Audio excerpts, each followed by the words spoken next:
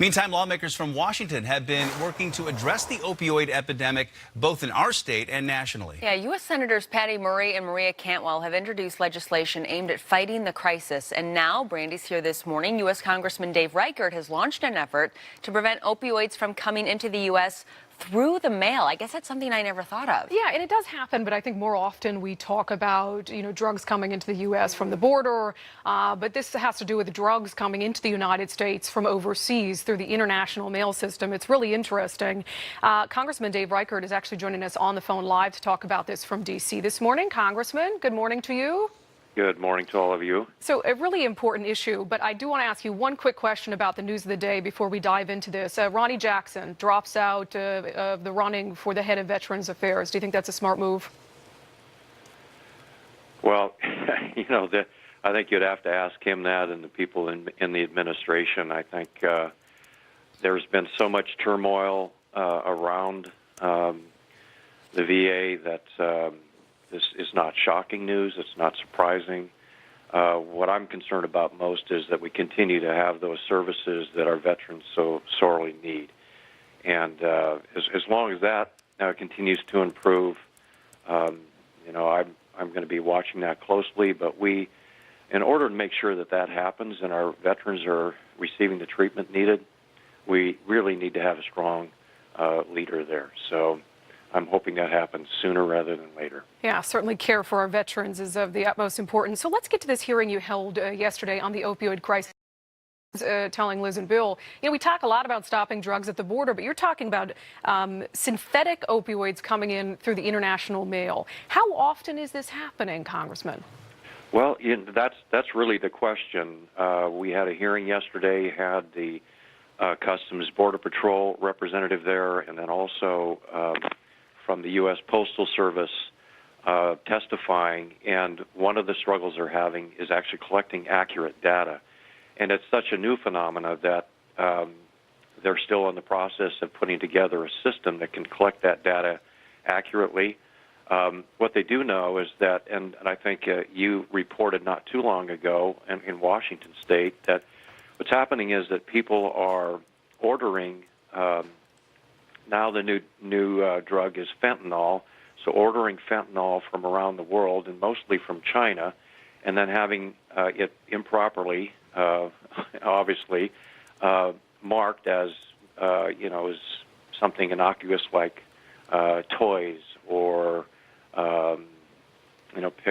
pick some product that you're ordering from another country that would have nothing to do with drugs. And the hard part is that with fentanyl, you can put that in the mail at such a small amount. You can hide it inside of a pen, inside of a book, inside of a suitcase. And so the difficulty that the U.S. mail security people are having and the Border Patrol having is identifying and locating that fentanyl before it comes into the United States. Yeah, it's detecting it because, like you said, you can have such a small amount of it that can be lethal. And so in small quantities, even coming into the U.S., it's incredibly dangerous. Overall, talking about the opioid crisis, you mentioned during the hearing just how many people have been killed in our state. The number have been on the rise of deadly overdoses. Right. Do you think, I feel like both sides have really taken to this issue. It's something the president has talked a lot. Do you think we're poised to really deal with this in a meaningful, bipartisan way? Well, I think that, first of all, I believe that citizens across the country are alerted to this, but, I go back to my law enforcement experience. They hear about it, doesn't affect them. They continue, throughout their day. But I think more and more we need to really raise the red flag on this because, as I said yesterday, there's a 134% increase in opioid-related cases between 2004 and 2016, and deaths increased by 33%. And that exceeds Washington State's growth in population, which is an alarming statistic. So, yes, the Democrats recognize the problem and are ready and willing to work together with the Republicans. Yes, the administration does too.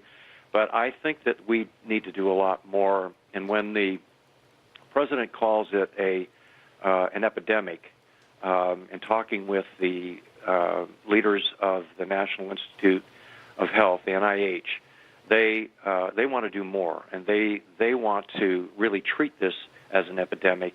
And I think you just can't say it's an epidemic and then not put into place those things that really are strongly designed to address stopping this. Now, some of the things steps that we've taken in this new piece of legislation will help, but it's not all we can do. We need to do much, much more. Yeah, I think any effort to stem the flow of any drugs into the United States is certainly admirable.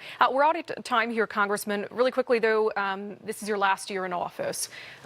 Very quickly, the opioid crisis land on your list of priorities before you leave? Well, it's one of the major issues that we're dealing with. That's why we held the hearing yesterday. There will be other bills coming forward before the end of the year. We plan on taking a look at each one of those, and hopefully we can support those. But my main objective in looking at opioid legislation is to determine whether or not is it really going to help, or are we just doing this for political reasons. We need to really design legislation that helps local law enforcement and the federal law enforcement agencies and our treatment facilities, et cetera, really address this problem in a way that's effective. Yeah, we can't let politics get in the way of people's lives and saving lives. U.S. Congressman Dave Reichert, we appreciate your time this morning. Thanks for having me on. Yeah.